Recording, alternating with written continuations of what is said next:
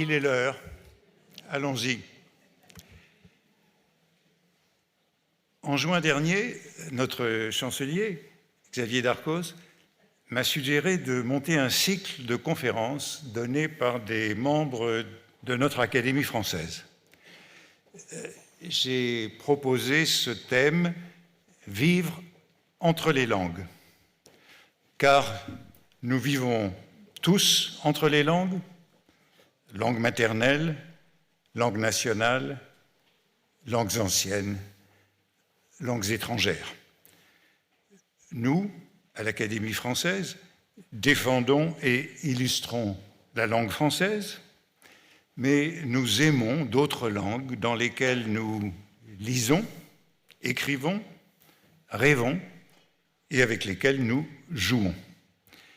Mes confrères ont répondu avec enthousiasme et nous serons donc 8 à prendre la parole jusqu'en juin sur nos rapports à nos langues.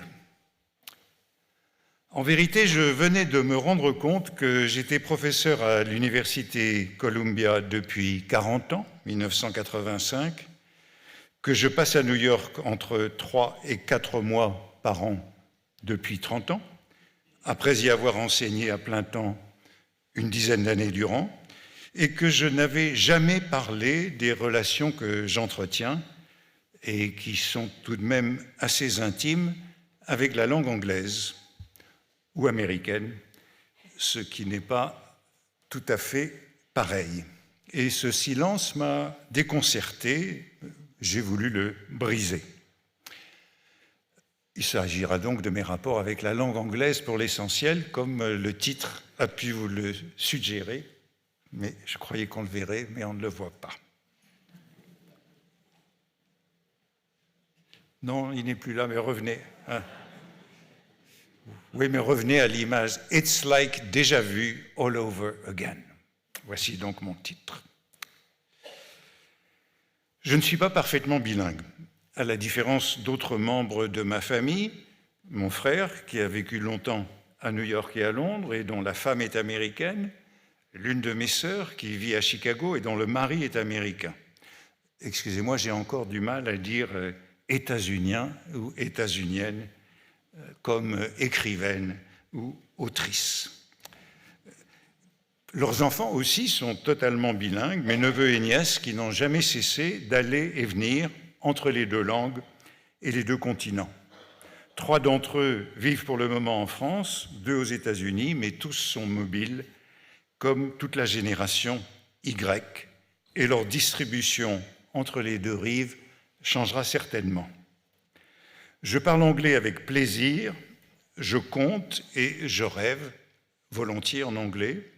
J'aime écrire en anglais, donner des conférences en anglais, et cela me donne un sentiment de liberté bienvenue. L'anglais est une langue où on est plus libre, comme j'aurai l'occasion d'y revenir. Même si je ne le fais pas trop savoir sous la coupole, où la première fois que je l'ai mentionné, dans un compte-rendu au retour d'un voyage à l'étranger, cela a fait tiquer certains confrères. Mais à Vilnius, Tokyo ou Stockholm, si l'on me demande de m'exprimer en anglais pour réunir un public plus nombreux, je me plie de bon gré à cette requête. Récemment, à Tel Aviv, j'ai bien sûr parlé français à l'Institut français et au lycée français, mais anglais à l'Institute of Advanced Study de l'Université de Tel Aviv, face à des collègues et étudiants de toutes les disciplines. Je garde pourtant toujours en mémoire, depuis plus d'un quart de siècle, une remarque de l'un de mes doctorants de Columbia, qui était aussi un partenaire de squash. Le mot est dans la 9e édition du dictionnaire de l'Académie française. Nous préférons, me dit-il, quand vous donnez votre séminaire en anglais, parce que vous êtes plus faible et que nous sommes plus forts. Autrement dit, le jeu est plus égal, le maître a moins d'autorité et les élèves plus d'éloquence.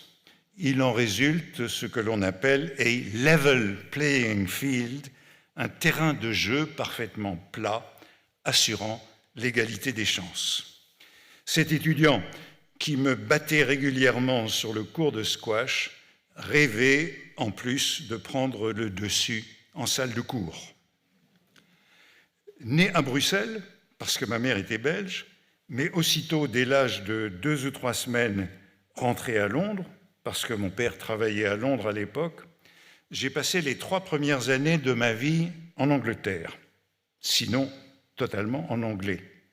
Et mes premiers souvenirs, réels ou illusoires, sont ceux d'un parc londonien, peut-être Kensington Gardens, parce que je revois la statue de Peter Pan. C'était donc à Londres que j'ai appris à parler, mais à parler d'abord français. Ma mère était quasi bilingue. J'imagine qu'elle avait incité mon père à partir pour Londres. Dans mon enfance, elle était abonnée à un book club britannique et elle lisait toujours des livres en anglais. Née dans une bonne famille de Bruxelles, elle avait eu une gouvernante irlandaise et parlait l'anglais avec une intonation irlandaise. Je me souviens qu'un journal de Washington, où nous avons habité plus tard, avait noté son Irish lilt, qui n'est pas un accent, mais une cadence, une musique, ce qu'on appelle a singing version of English with a higher pitch, une tonalité plus aiguë. The Irish lilt is what gives the Irishman's speech its delicious flavor, dit-on.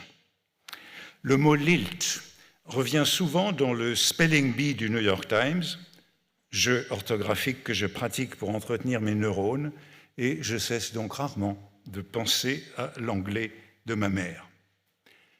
Plus tard, je me rappelle mon premier voyage, ou mon premier retour au Royaume-Uni en 1961, à l'âge de 10 ans, après 6 mois d'anglais en classe de 6e au lycée Condorcet, avec ma sœur aînée, qui doit être ici aujourd'hui, je crois, et qui avait 12 ans. Nous avons pris le train à la gare Saint-Lazare, puis le bateau de Calais à Folkestone, il me semble, puis le train pour Londres. À Londres, une dame distinguée nous attendait pour nous mener à une autre gare. Cette dame était une très lointaine parente, descendante de Thomas More, le saint, non le héros de François Sureau. La famille de ma mère, prétendait-on, descendait elle aussi de Thomas More. C'est peut-être exact, en tout cas c'est par les femmes, et il y a plusieurs dizaines de milliers de descendants de Thomas More. Notre arrière-grand-mère anglaise, arrière-arrière-grand-mère anglaise, née Madeleine Geringham, des barons Stafford, avait épousé donc mon arrière-arrière-grand-père, Alfred Ingerlo, banquier vers les années de la naissance de Proust. Un jour où quand j'éditais La Recherche du temps perdu dans les années 1980, un jour je consultais l'annuaire du Jockey Club à la Bibliothèque nationale et je vis que le nom qui suivait celui de Charles Haas, le modèle de Swann, était celui de mon arrière-grand-père. La famille s'est beaucoup dépréciée depuis ce temps-là, mais elle gardait le culte de Thomas More. Cette dame de l'aristocratie anglaise, aristocratie catholique, élégante, digne, habillée de noir, se nommait, je crois, Lady Wormald. Ma sœur le confirmera peut-être ou l'infirmera. Elle nous fit monter dans un taxi noir à la gare de Victoria, puis remonter dans un taxi noir pour la gare de Paddington. Entre les deux, elle nous fit déjeuner dans un grand restaurant que je me représente comme le Grill du Savoy, où j'ai dîné beaucoup plus tard. C'était l'une des premières fois que je prenais un repas au restaurant. Nous ne fréquentions pas les restaurants dans mon enfance. Je crois que nous n'en avions pas les moyens. Je revois cette salle du premier étage, la desserte roulante, avec une immense cloche couvre-plat en métal argenté que le maître d'hôtel souleva pour révéler un roast-beef ou un gigot dont il me découpa une tranche que je mangeais peut-être avec une sauce à la menthe. Puis nous reprîmes le train pour Bristol. Le premier mot que j'ai appris ce soir-là est « hot water bottle », une bouillotte, apportée dans mon lit par Mrs. Ashley, notre hôte. Sans doute les maisons n'étaient-elles pas très bien chauffées à Bristol en 1961. Je me rappelle aussi que nous n'y dînions pas, mais mangions le soir des petits sandwichs au concombre ou au cheddar et des gâteaux secs. J'y ai appris le patin à roulettes, roller skates, sur le macadam du lotissement où se trouvait leur pavillon. Nous avons roulé dans la Maurice toute ronde de Mrs. Ashley, qui portait un long manteau de cuir turquoise. Son mari, M. Ashley, avait été pilote dans la Royal Air Force durant la guerre avec mon oncle, le frère aîné de ma mère.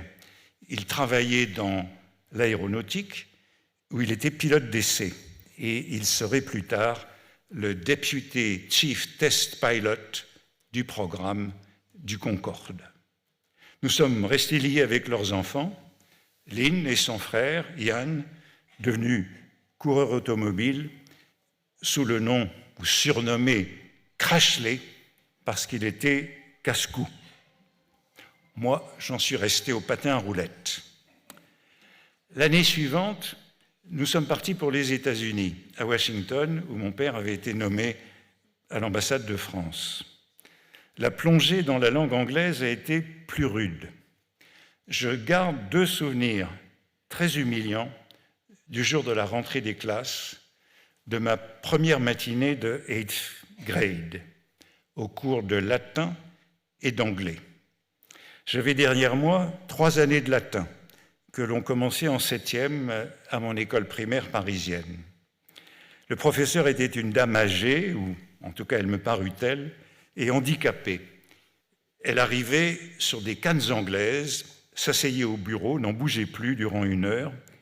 Or, elle prononçait le latin à l'anglaise avec une prosodie où je ne reconnaissais pas mon latin français. Comme on dit, « it was Greek to me », en français, c'était du chinois. Suivi le cours d'anglais avec un jeune professeur qui, lui, se tenait debout et se déplaçait sans cesse dans la salle, une cigarette au bec. Plus tard, je me lirai avec lui et il me marquerait beaucoup par les lectures qu'il nous ferait faire, dont Shakespeare et Milton. Mais le premier contact fut désastreux. Il interrogea chacun des élèves. Quand vint mon tour, je ne compris pas ce qu'il me demandait. Ma voisine, une petite Française qui devint mon amie, m'expliqua qu'il voulait simplement que je lui dise qui j'étais, mais mon insuffisance déclencha chez lui un fou rire qui me fit honte devant tous mes condisciples. Le soir, je me souviens d'avoir pleuré en rentrant à la maison, mais je dus reprendre le chemin de l'école le lendemain. Mis au défi, aidé de la télévision, je me rendis compte 3 mois plus tard que je savais l'anglais le dimanche où je compris le sermon à la messe. Durant les vacances de Noël, ce professeur d'anglais nous prescrivit de lire un livre en entier et de lui remettre un compte-rendu à la rentrée, ou plutôt ce qu'on appelle un essay. Nous devrions lui confier les réflexions personnelles que le livre nous inspirait. Je choisis le livre le plus court sur la liste. Mais ce livre, qui est donc le premier livre que j'ai lu en anglais, m'a laissé une impression impérissable. C'était Lord of the Flies de William Golding, Sa Majesté des Mouches en français, qui a influencé pour toujours mes idées sur la nature humaine, la mécanique sociale et la cruauté du pouvoir. Cette aventure obscène d'une bande de jeunes garçons retrouvant l'état de nature sur une île déserte après un accident d'avion se termine par la guerre, une rixe, le sang, la mort. Je me suis certainement identifié aux victimes, les sages démocrate, intellectuel, face à la violence des forts. Et ce roman m'a plus appris que le mythe rousseauiste du bon sauvage, découvert un peu plus tard. Le deuxième livre que j'ai lu en anglais cette année-là, retenu lui aussi en raison de sa brièveté, a quant à lui déterminé mes convictions philosophiques à jamais. C'était Darkness at Noon par Arthur Koestler, Le zéro et l'infini en français. Récit de l'arrestation, emprisonnement, jugement, exécution d'un vieux bolchevique ressemblant à Boukharine pour trahison envers le régime auquel il avait voué toute sa vie. Le roman, où le parti désigne l'URSS, le numéro 1 Staline et la dictature, l'Allemagne de Hitler, transpose les procès de Moscou et la montée du nazisme. Il exprime la désillusion politique de Koestler. Peu de livres ont autant compté dans ma formation intellectuelle, morale, politique que celui-là. Je ne l'avais pas réouvert jusqu'à ces jours-ci. Or, grâce à vous, pour vous en dire un mot, j'ai appris son histoire extraordinaire, dont j'ignorais tout, et qui nous reconduit au cœur de notre sujet, vivre entre les langues.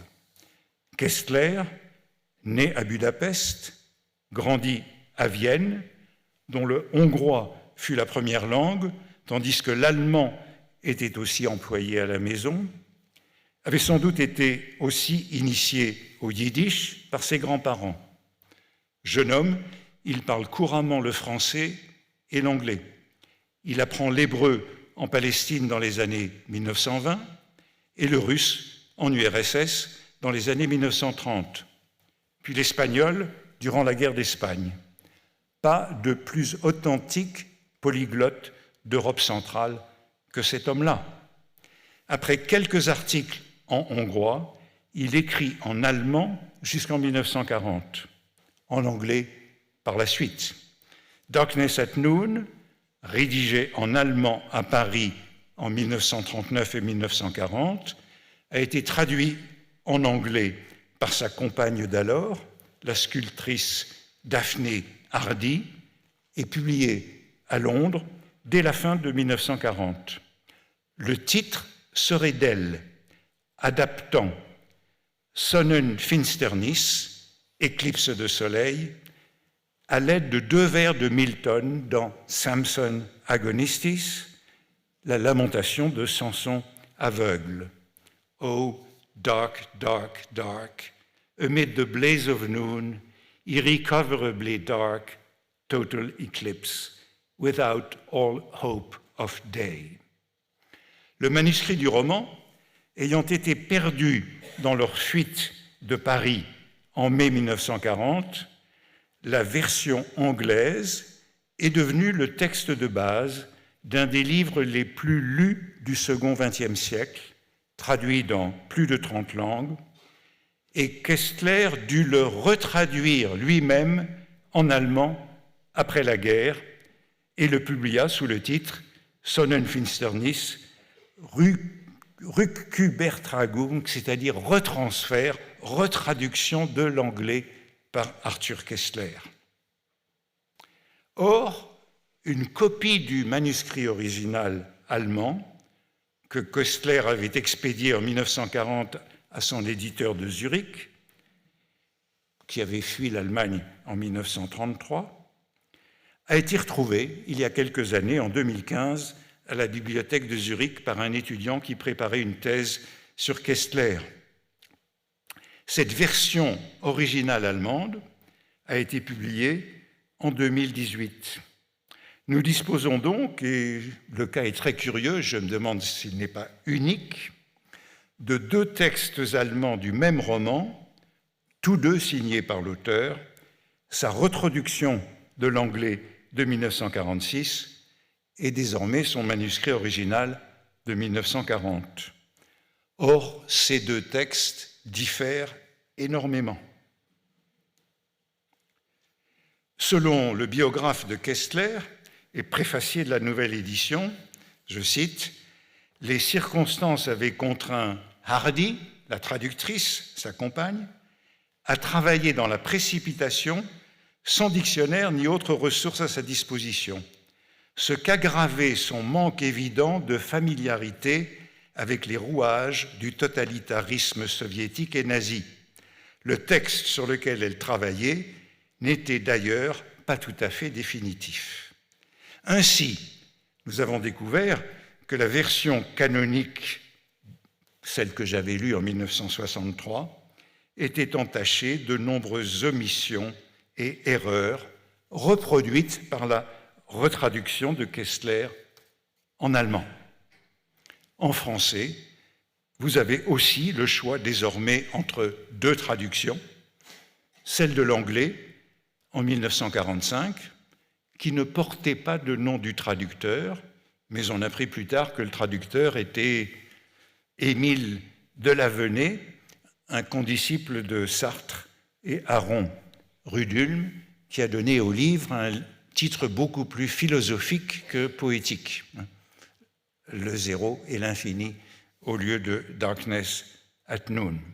Et puis nous disposons d'une traduction récente, également chez Kalman Levy, par Olivier Manoni.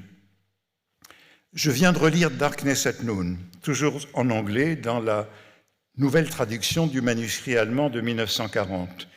Et je me suis aperçu qu'elle était le fait d'un vieil ami de Pittsburgh, Philippe Boehm, qui, lorsque je le connaissais, retraduisait tout Kafka.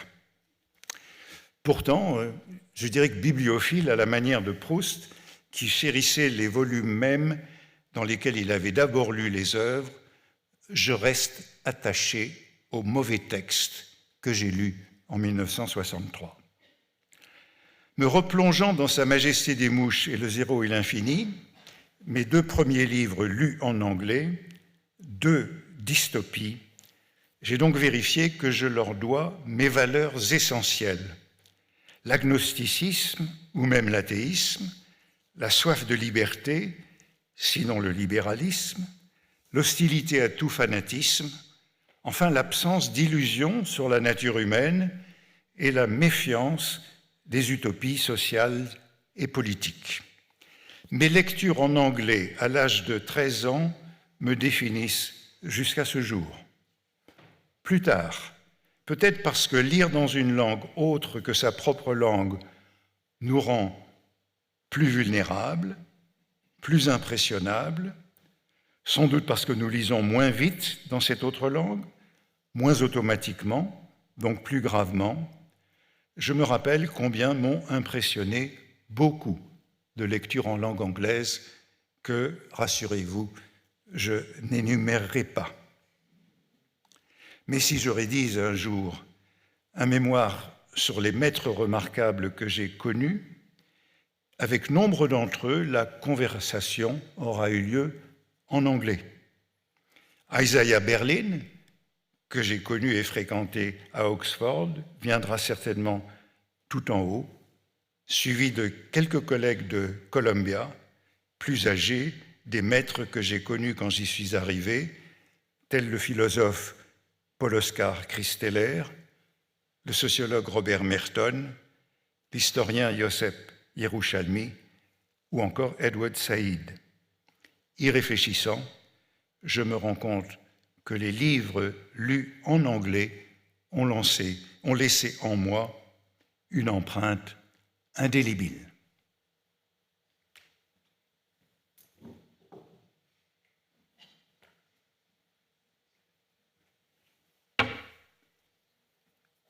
Puis-je dire que depuis 1962, depuis plus de 60 ans, j'ai vécu entre les langues, tout en restant intimement français. L'anglais n'est pas ma langue maternelle, mais elle est toujours restée associée à ma mère. J'ai retrouvé un article du Washington Post du 23 mars 1963. The charming Madame Compagnon, who speaks excellent English, was enjoying her first night out after a 4-month illness which began with a cold developed into pneumonia and wound up with an operation. Ma mère venait d'être opérée d'un cancer dont elle mourrait l'année suivante. L'anglais reste une langue de fidélité à la mère. J'ai sans doute passé un tiers de ma vie dans des pays de langue anglaise. Je compte en anglais, je rêve en anglais, comme je l'ai dit.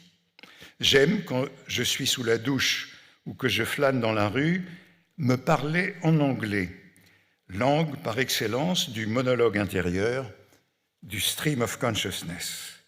Mais je n'ai jamais cherché à le parler parfaitement et j'ai toujours reconnu un privilège aux Français. La langue natale est celle du pouvoir. On est plus fort dans sa langue maternelle, quelle que soit son aisance dans l'autre langue. Vladimir Zelensky a commis l'erreur de parler anglais avec le président Trump et le vice-président Vance dans le bureau ovale en février dernier, il y a un an, en se passant des services d'un interprète. C'est ce qui leur a permis de l'humilier devant le monde entier. Il arrive à notre président de la République de s'exposer imprudemment de la même manière.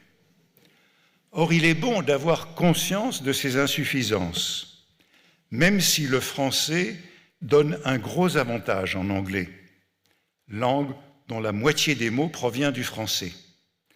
Il existe presque toujours 2 mots pour chaque chose en anglais. L'un dérivé du germanique occidental, l'autre de l'ancien français. Freedom and liberty, trust and confidence, belief and creed. Une célèbre anecdote rapporte la sentence de l'ancien président George W. Bush, peu philologue, donnant son avis à Tony Blair sur la faible croissance française. The French don't have a word for entrepreneur.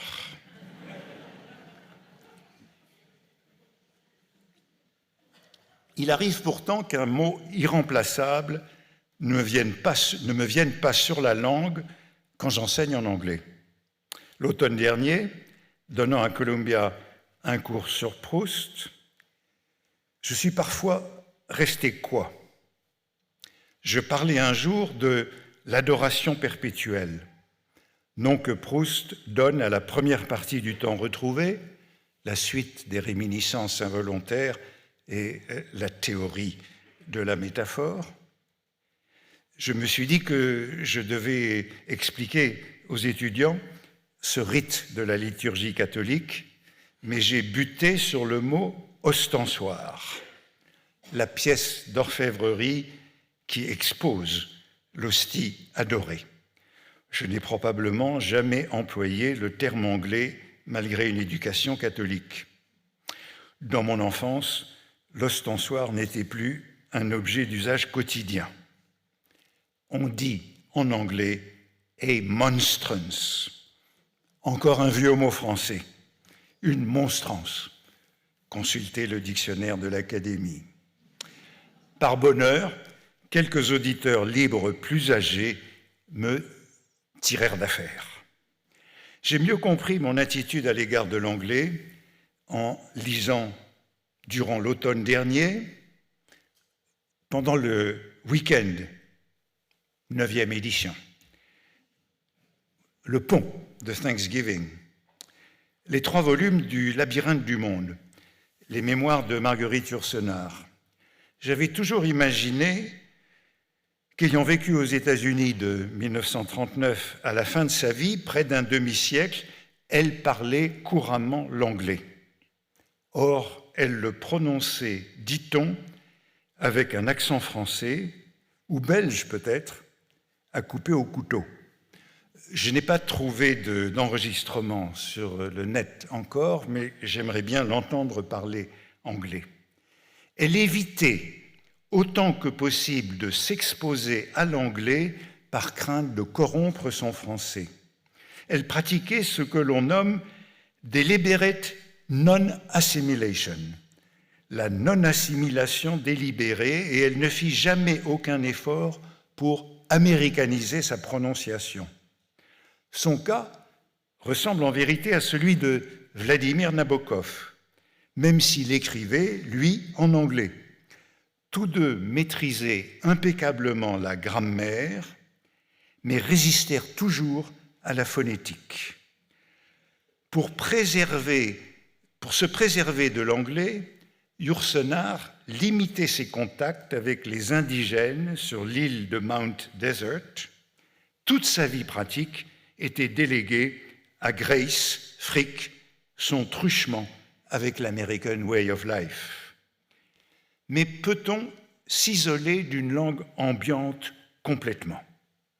Certains critiques malveillants, tels Mathieu Gallet, qui publia un livre de dialogue avec Yourcenar, n'ont pas manqué de recenser ces anglicismes.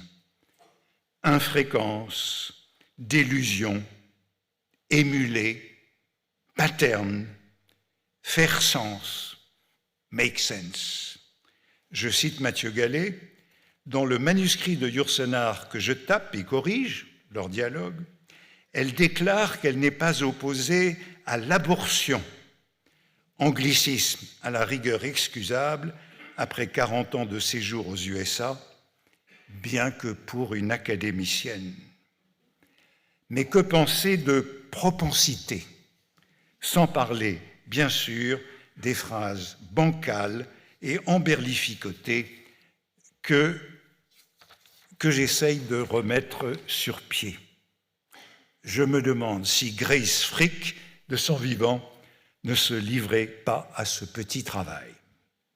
Abortion, du latin abortus, ab plus orior, décès, fausse couche, donne avortement en français. Propensité vient de propensio, penchant, pente, qui donne en français propension. Mot de Montaigne, fréquent dans les essais. Et bien sûr, mot de Gide, comme un mot de Montaigne. Mais c'est peu un mot de Proust, qu'il emploie pourtant 3 fois à quelques pages d'intervalle dans Albertine disparue, texte posthume. Je ne crois pas l'avoir jamais employé, mais propensité est un mot des économistes français, influencé par la propensity to consume de Keynes, et il se répand beaucoup en français d'aujourd'hui. Dans les mémoires de Yourcenar, j'ai remarqué encore désultoire, absent du trésor de la langue française comme du dictionnaire de l'Académie, mais signalé par Littré pour qui passe d'un sujet à l'autre comme on saute de cheval, tel un voltigeur. Disoltéré est courant en anglais pour parler sans plan ni but, décrivant son père qui s'ennuie chez sa mère dans le château du Mont-Noir et ses conversations à bâton rompu pour passer le temps, elle écrit, Yourcenar, « Ce seront les mêmes promenades dans le parc, les mêmes conversations désultoires avec les fermiers. » Et 3 pages plus loin, « Mais les propos plus ou moins incomplets ou désultoires de Thiers, les récits faits distraitement au cours d'une promenade, ou les coudes sur la table desservie, nous laissent toujours à court. Il faut boucher les trous de la tapisserie. » Elle fait allusion au patchwork, 9e édition du dictionnaire de l'Académie, que constitue son œuvre de mémoire. Par une inadvertance qu'on pourra lui reprocher, ce mot audacieux, désultoire, se répète à 3 pages d'intervalle. Mais le livre, là encore, est une œuvre posthume et je sauverai désultoire. Bien entendu, mot cher à Gide, qui a un faible pour toutes ces réimportations de l'anglais au français, comme réalisé pour realize au sens de comprendre. Voici ce que Gide écrit dans son journal en 1949, fin de sa vie, « Ma pensée reste désultoire », en italique. La langue anglaise emploie ce mot que la nôtre, de langue, a laissé tomber. C'est regrettable. Il s'applique particulièrement aux cavaliers qui changent de cheval en pleine course. Il m'est loisible de m'en servir pour exprimer ce bondissement de ma pensée désinvolte et involontaire. Gide compare aussi sa manière désultoire au style de Montaigne. Je ne vois pas bien qui d'autre aurait pu employer cette figure, mais je la retiens pour qualifier mon propos de ce soir. Une causerie désultoire, si vous me le permettez. Les anglicismes de Yourcenar m'ont fait penser, en toute modestie, aux miens. Je ne serais pas étonné d'en faire, et bien sûr, je le redoute. Aussi ai-je parcouru la rubrique Anglicisme sur le site Dire, ne pas faire de notre Académie. Et j'ai été soulagé de ne rencontrer aucun de mes tics. Je ne dis ni impacté, ni boosté, ni opportunité pour occasion, ni relooké, ni déceptif pour décevant au lieu de trompeur, ni attachement pour pièce jointe, ni alternative pour l'un de ces termes, ni addiction pour assuétude. Tout de même, il m'est arrivé récemment de parler de burn-out pour traduire le negociosum negocium du poète latin Ennius, le surmenage, l'opposé diamétral de ce qu'Ennius appelle l'otiosum osium, le farniente. Il m'arrive de dire benchmarking ou bottom-up au lieu d'analyse comparative et de bas en haut. Et je me permets certains acronymes dans les courriers électroniques. FYI, for your information, ETA, estimated time of arrival, BIB, bag in box, au lieu de QB, qui n'est pas beaucoup plus joli. Enfin, j'avoue que j'ai toujours vécu dans le monde numérique en anglais, puisque j'y suis entré en 1985 à mon arrivée à New York, lors de l'achat de mon premier personal computer, et mes ordinateurs ont toujours été réglés par défaut en anglais. Ma vie numérique se passe donc en anglais. D'ailleurs, les distorsions syntaxiques venues de l'anglais me dérangent beaucoup plus que les barbarismes. Par exemple, la généralisation de l'article indéfini dans la position, ce qui élimine tout effet de style quand on veut souligner ou insister.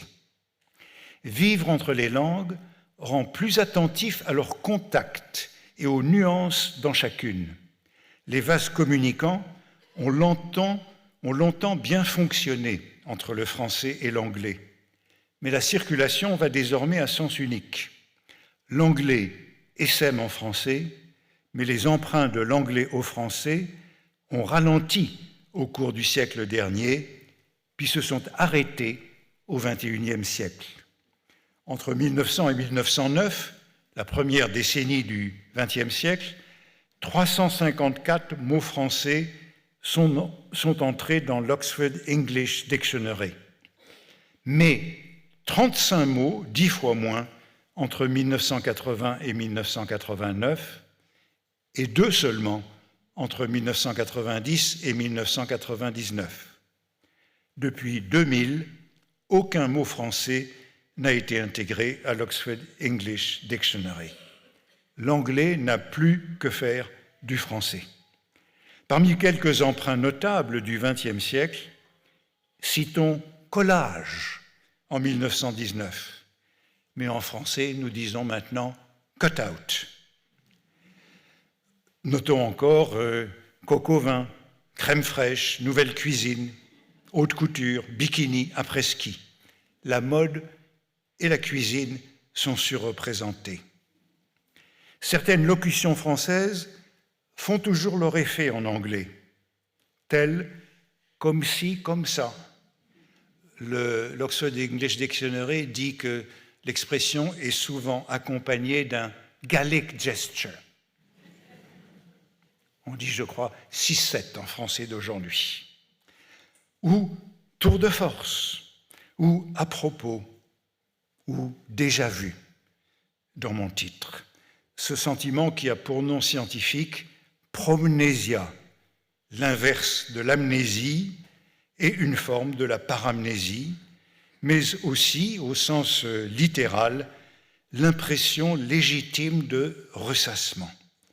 Elle a été rendue fameuse en américain par le redoublement de Yogi Berra, qui m'a fourni mon titre « It's like déjà vu all over again », autrement dit « bis repetita ».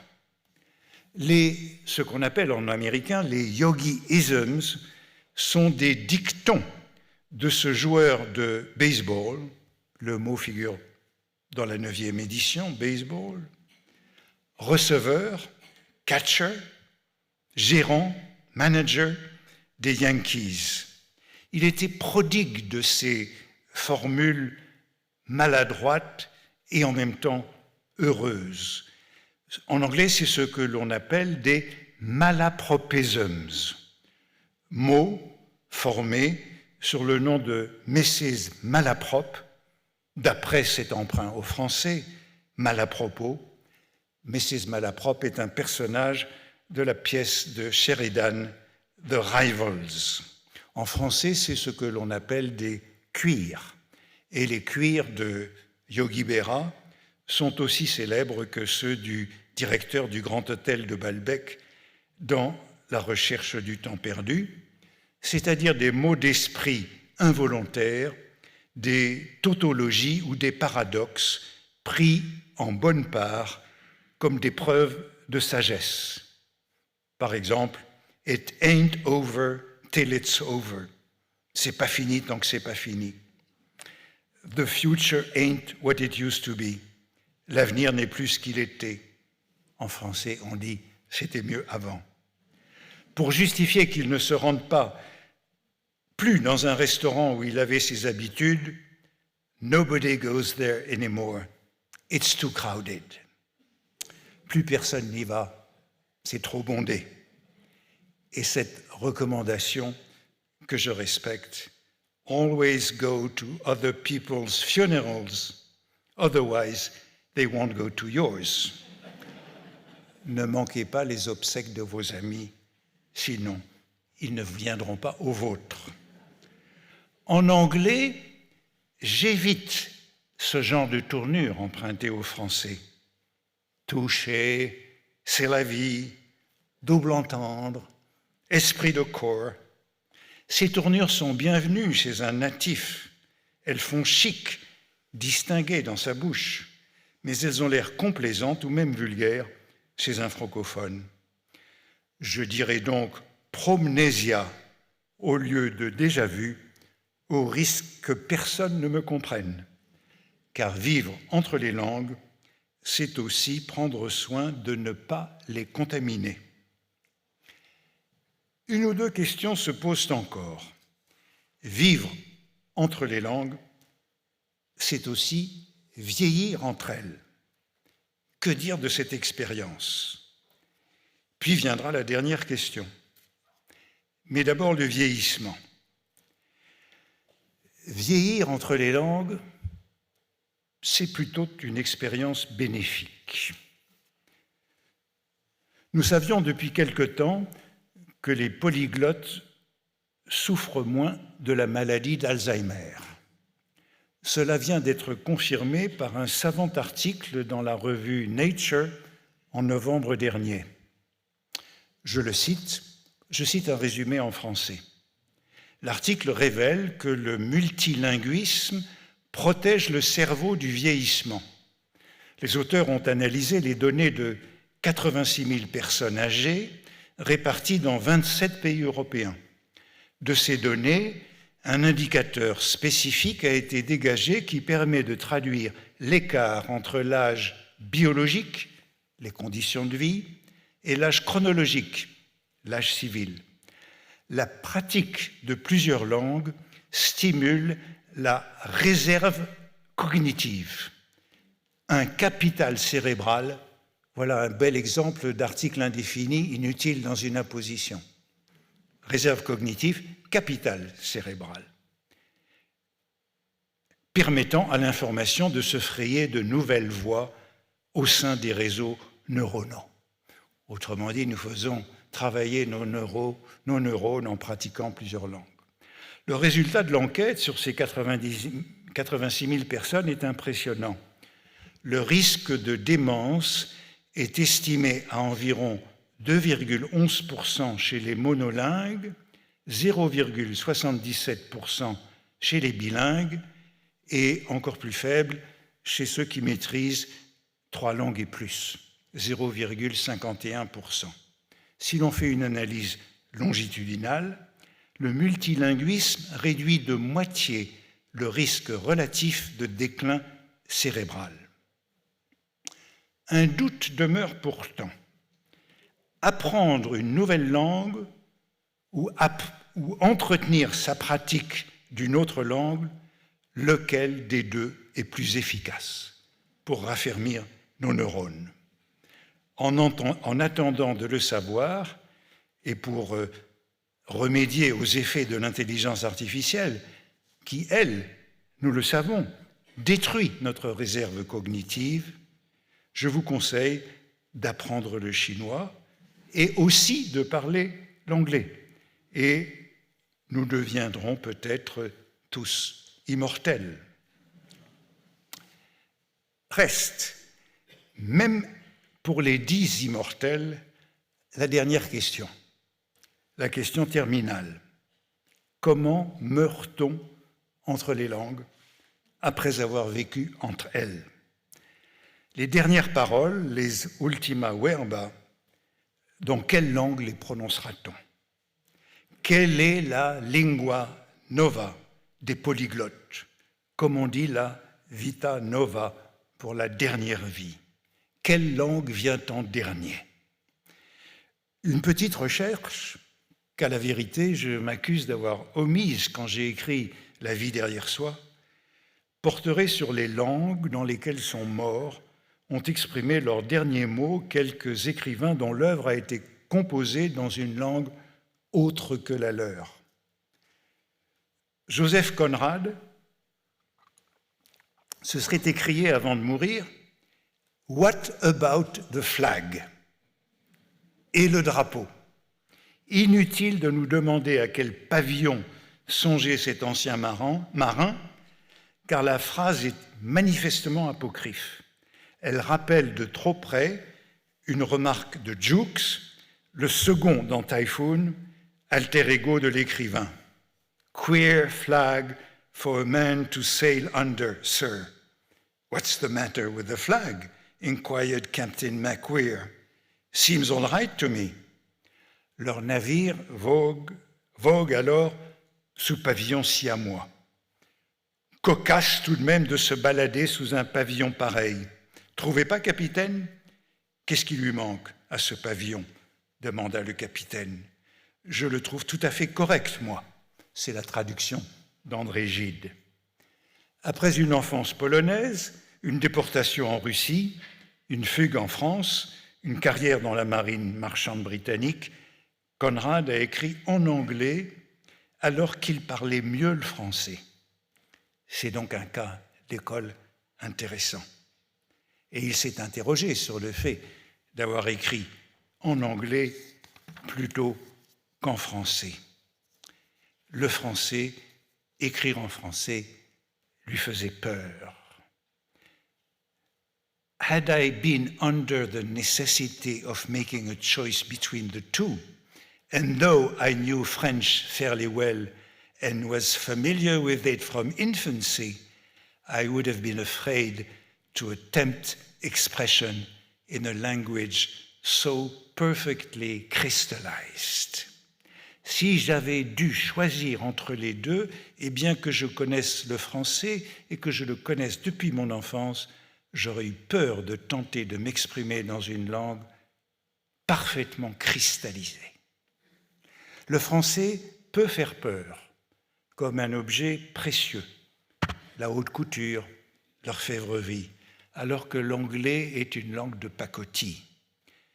The truth of the matter, poursuit-il, is that my faculty to write in English is as natural as any other aptitude with which I might have been born.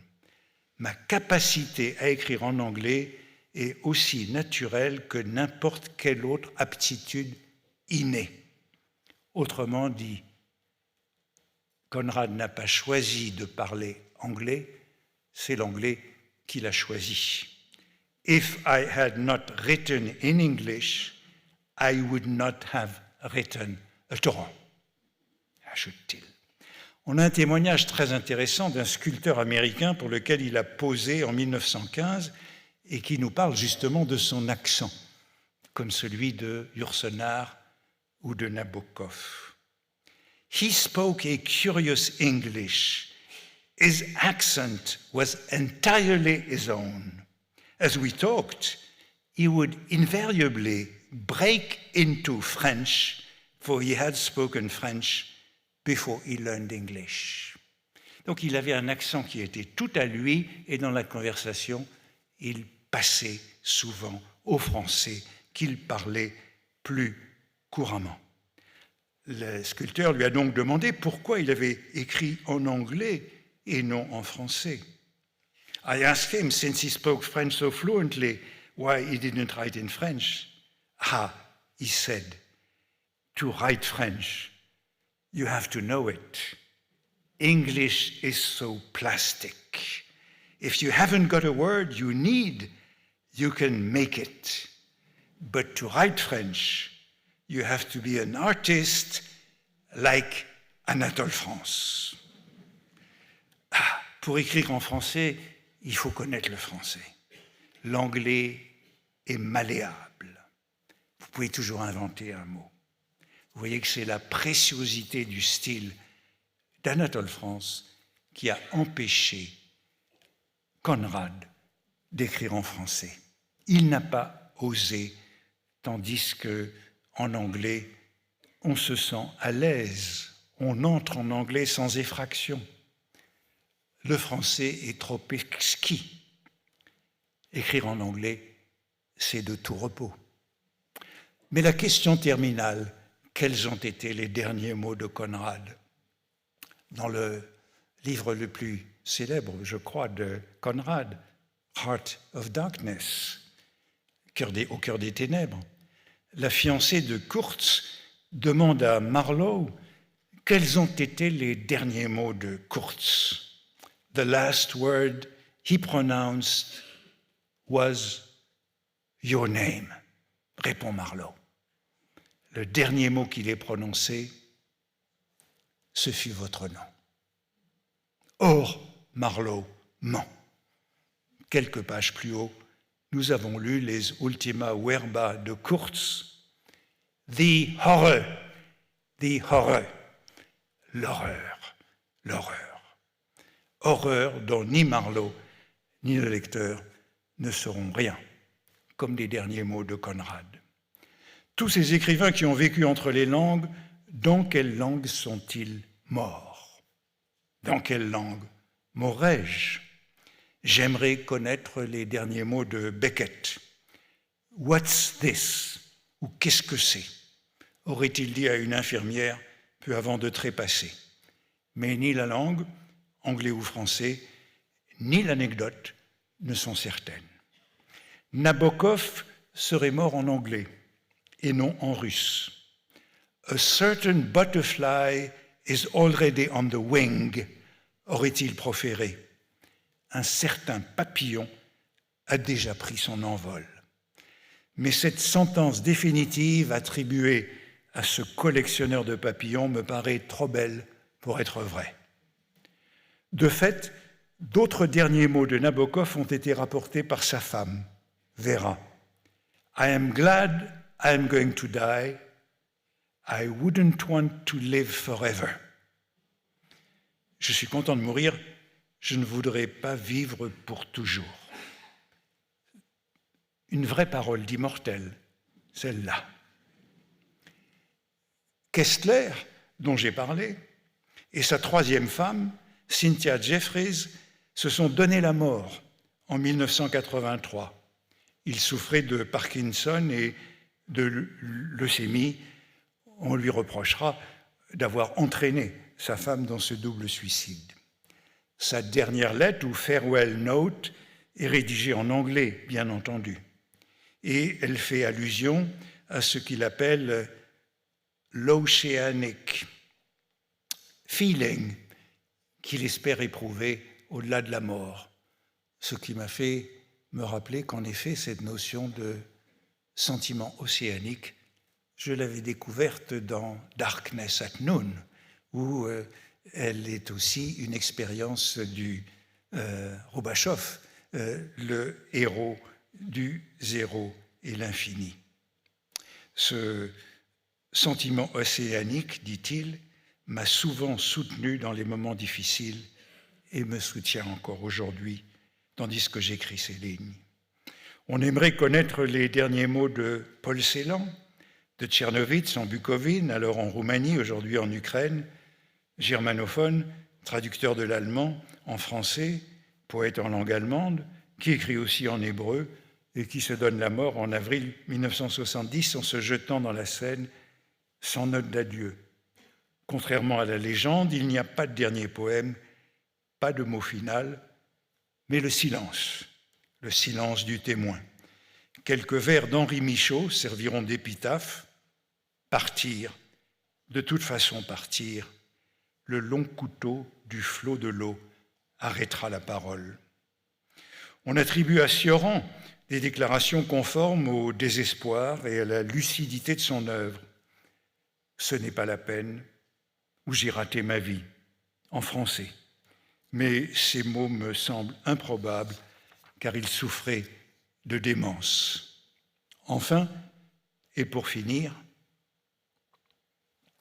Romain Gary, grandi à Vilnius, entre Russes, Polonais et Français, mais qui nomme le français sa langue natale dans La promesse de l'aube, car c'était la langue qu'il parlait avec sa mère.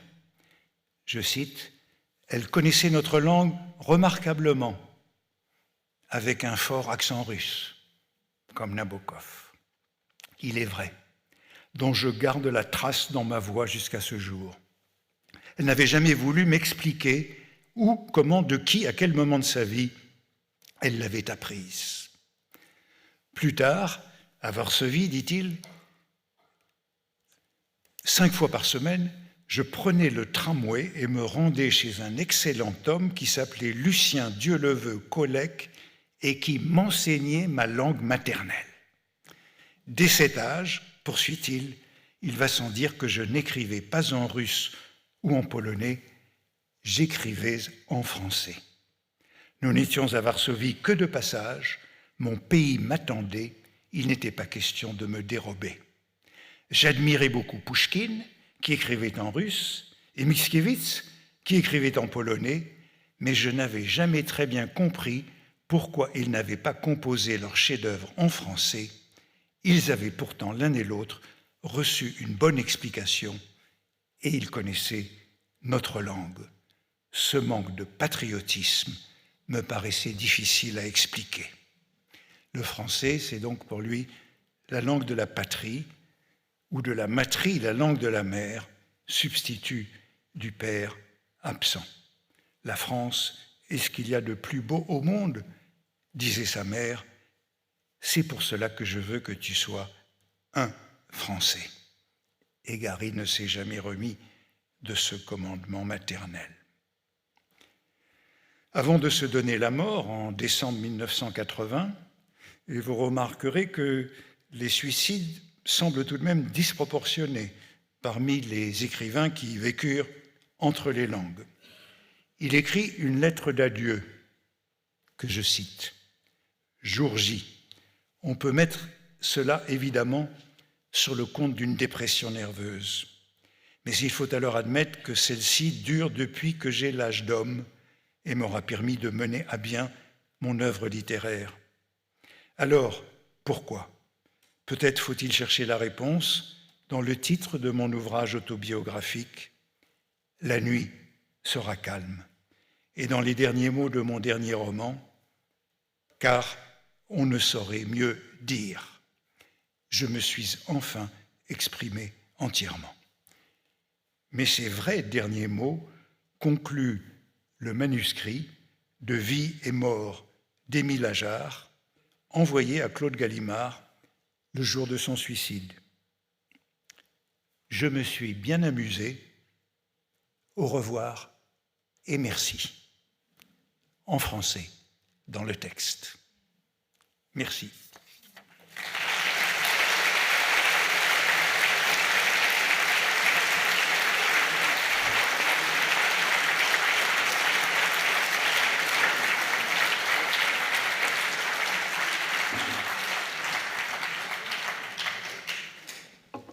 Comme j'ai à peu près respecté l'horaire, puisqu'il est 7h01, je crois que vous avez droit à quelques questions, si vous en avez.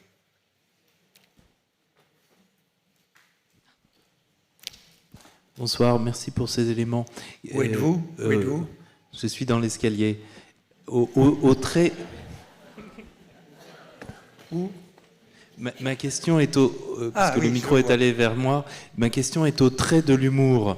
Vous n'avez pas parlé de l'humour et de... peut-être, mais je suis arrivé en retard, au trait de l'humour dans la traduction. Comment traduire l'humour? Je n'ai pas bien compris la question, mais je suis un peu sourd avec la question, donc d'abord, merci pour ces éléments-là, et je suis arrivé en retard.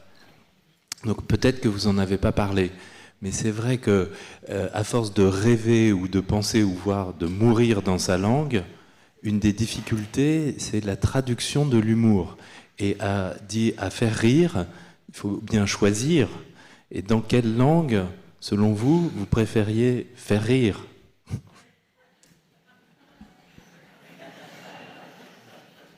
Question compliquée.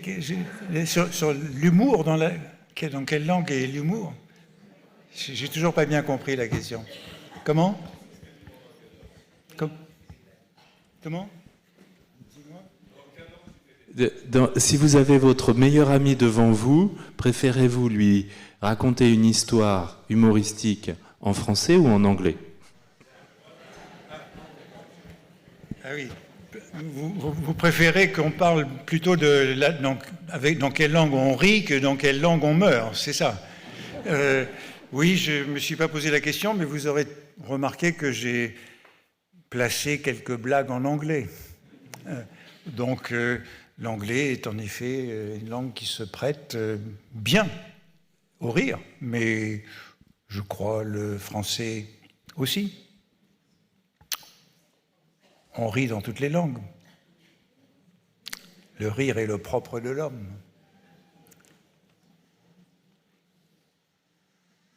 Autre question?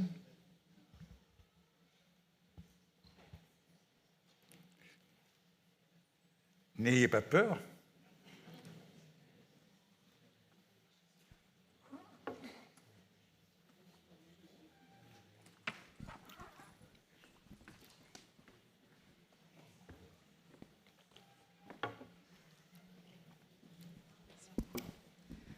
Bonsoir. Alors, merci beaucoup déjà pour cette conférence qui était très intéressante en plus d'être très drôle.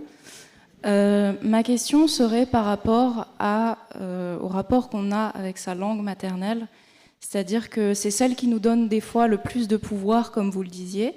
Je suis assez d'accord, mais je trouve aussi que parfois l'emprunt à une langue alternative, même si vous n'aimez pas ce mot, comme l'anglais, permet aussi de cacher une certaine pudeur dans les sentiments.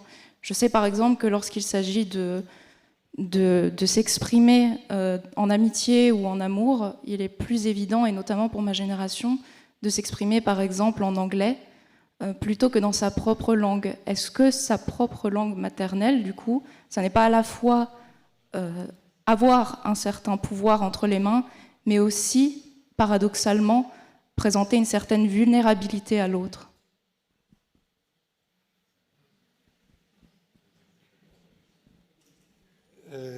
Vous revenez donc sur ce que j'ai dit du pouvoir que donne la langue maternelle par rapport à l'expression dans une autre langue, ce rapport de force. Est-ce qu'on peut vouloir... J'ai cru comprendre que vous demandiez si on pouvait désirer être vulnérable et donc utiliser une langue étrangère pour avoir cette vulnérabilité. J'ai évoqué l'expérience avant tout de l'enseignement, qui est la mienne en anglais, et puis celle de ces hommes politiques qui, à mon sens, font l'erreur de parler anglais dans les circonstances où ils se placent dans une position inconfortable. Et je pense que c'est une erreur que les interprètes servent précisément à ce que ces négociations entre chefs d'État se passent sur un niveau égalitaire. Voilà.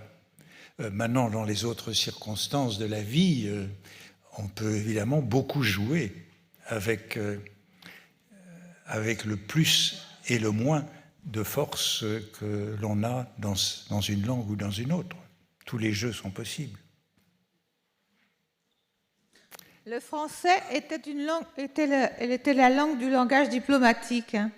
Or, on se rend compte aujourd'hui que ce n'est plus le cas, ou c'est tout à fait diminué. Et comment vous expliquez et comment vous voyez cette évolution ? Vous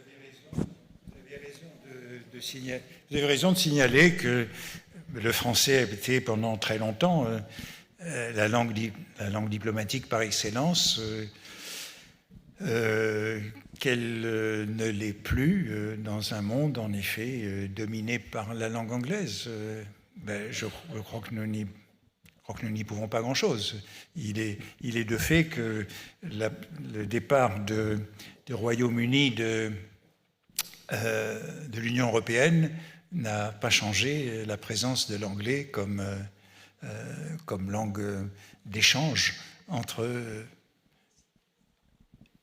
les différents partenaires à Bruxelles ou à Strasbourg. C'est l'anglais. Bon, c'est un fait, c'est tout. Bonsoir.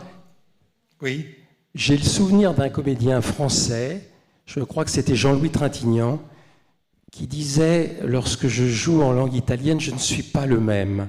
C'est-à-dire que mon schéma corporel et ma diction font que je suis un autre. Et je voulais vous demander ce que vous pensez de cette forme d'altérité, de glissement vers autre chose, où on est... il s'agit d'un acteur, bien sûr, mais on est dans une posture totalement différente, où on peut même se révéler plus extraverti, surtout par rapport à l'italien. Et c'est quelque chose, moi, qui m'interpelle beaucoup, parce que j'y ai été parfois confronté, et je trouve que c'est presque une révélation de son moi profond dans une autre langue. C'est un peu ce que dit Conrad dans les textes que j'ai évoqués. Conrad a beaucoup réfléchi à cette question de son choix de l'anglais, dont il dit que ce n'est pas un choix.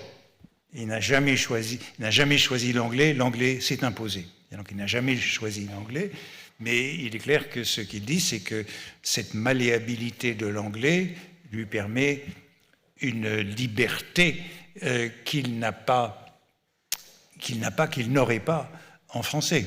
Alors, si vous êtes amateur de Conrad, enfin moi j'aime beaucoup Conrad, et l'une des raisons pour lesquelles j'aime beaucoup Conrad, c'est parce que sa syntaxe est plus française qu'anglaise. Il écrit un anglais qui convient très bien à un locuteur français. Mais évidemment, l'usage d'une langue étrangère donne beaucoup de liberté. Bonsoir. Oui, allez-y.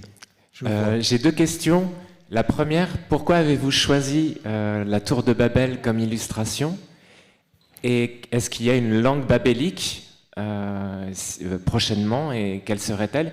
Et la deuxième question, alors je vais rester dans le religieux. La Vierge Marie, pour ceux qui croient aux apparitions de la Vierge Marie, quand elle apparaît aux quatre coins du monde, elle parle la langue de la personne qui la voit. Comment vous expliquez ça? Donc, voilà, elle parle le patois lourdais, elle parle le japonais, elle parle l'aztèque, enfin la langue aztèque. Comment vous expliquez ça? Alors, la première question, ma réponse est très rapide. Je ne suis pour rien dans le choix de l'illustration. C'est l'Institut qui a choisi de mettre une tour de Babel. Quand je l'ai vue, je ne m'y suis pas opposé. Elle m'allait très bien. Maintenant, je vois qu'il y a des tas de tours de Babel qui sont à l'écran, donc rien contre la tour de Babel. Bon, l'autre phénomène que vous évoquez, c'est ce qu'on appelle la glossolalie. Il y a bien longtemps, j'ai écrit sur la glossolalie, qui est en effet un phénomène très très intéressant. C'est les langues de feu qui descendent sur les apôtres à la Pentecôte, et leur faculté donc de parler dans toutes les langues, ou en tout cas d'être entendu par chacun dans la langue qui est la sienne. Bon, on a beaucoup écrit, beaucoup réfléchi sur la glossolalie. La glossolalie est revenue dans un certain nombre d'églises charismatiques au XXe siècle. Donc c'est une très vieille histoire que celle de la glossolalie. N'oublions pas non plus que les prophètes, notamment la pitié à Delphes, devait être interprétée. Donc il y a toujours eu cette nécessité de l'interprète auprès de celui qui s'exprime dans une langue glossolalique qui est en vérité aucune des langues connues. Mais l'intelligence artificielle nous permet aujourd'hui d'aller dans un monde où la glossolalie sera permise, et même très facile, puisque chacun peut parler sa langue et être entendu par l'autre dans sa langue à lui ou à elle. Donc, l'intelligence artificielle nous permet d'une certaine manière de fermer le cercle de la glossolalie entamée à la Pentecôte. N'oubliez pas que les apôtres avaient ce don des langues pour parler à tous dans leur langue. Ça a toujours existé dans toutes les traditions, que cette croyance en la glossolalie. Encore une question, puis ce sera la dernière, parce qu'on va arriver au quart qu'on m'avait donné.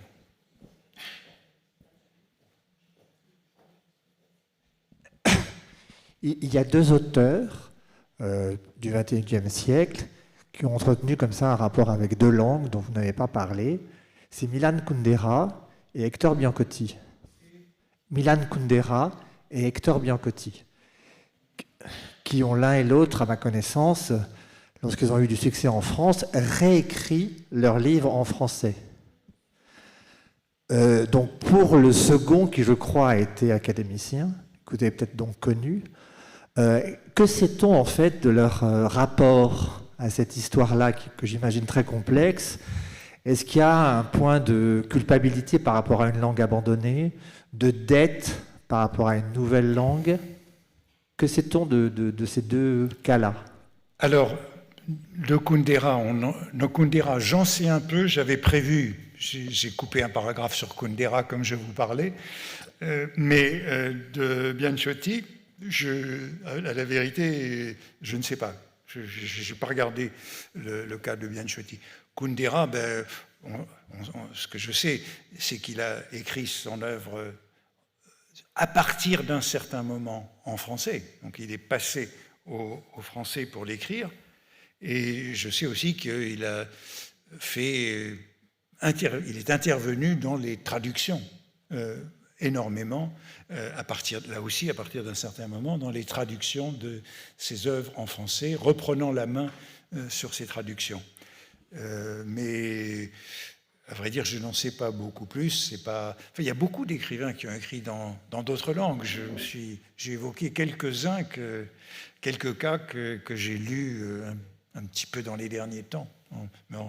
Mais Bianciotti, oui, je pourrais m'y intéresser, en effet, un jour ou l'autre. Bon, s'il n'y a plus de questions, on arrête là et...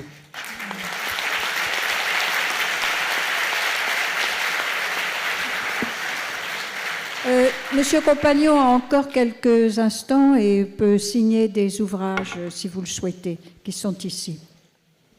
Donc, mais je crois que c'est mes 2 derniers livres qui sont là, 1966, Année mirifique, et Un hiver avec Matisse sont là. Si vous les voulez, je vous les signerai volontiers.